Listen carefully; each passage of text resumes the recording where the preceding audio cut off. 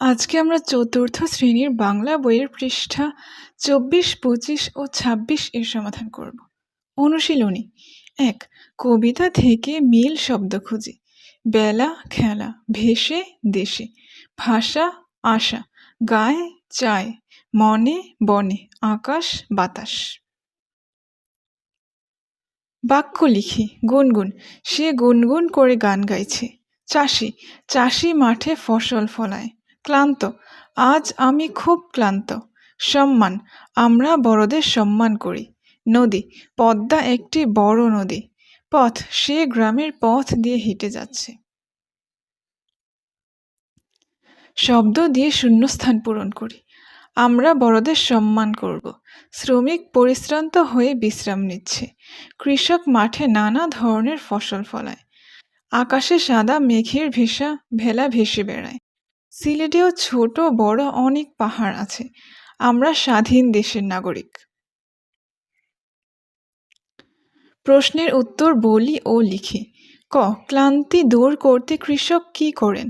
ক্লান্তি দূর করতে কৃষক বিশ্রাম নেন ও সুর নিয়ে খেলা করেন। কবি কেন এ দেশেই মরতে চান? কবি এ দেশকে ভালোবাসেন, তাই এ দেশেই মরতে চান। মা ডাক কেন এত ভালো লাগে? মা ডাকের মধ্যে স্নেহ, মমতা ও ভালোবাসা মিশে থাকে, তাই মা ডাক এত ভালো লাগে। এই দেশের শিশুরা কি হতে চায়? এই দেশের শিশুরা মর্যাদাপূর্ণ গৌরবময় মানুষ হতে চায়। বাংলাদেশের প্রকৃতির কি কি ভালো লাগে? বাংলাদেশের নদী, মাঠ, গাছ, পাহাড় ও সবুজ প্রকৃতি ভালো লাগে। আগের চরণ লিখি।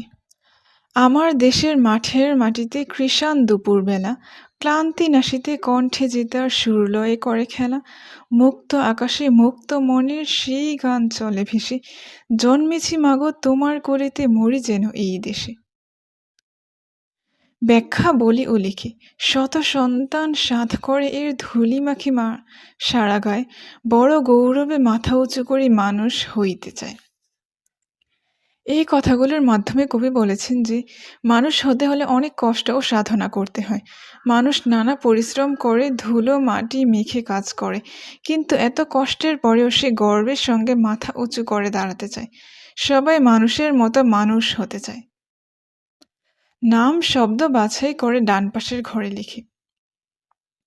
নাম শব্দ: আকাশ, বাতাস, বন, পাহাড়, দেশ, নদী, মানুষ, মাথা,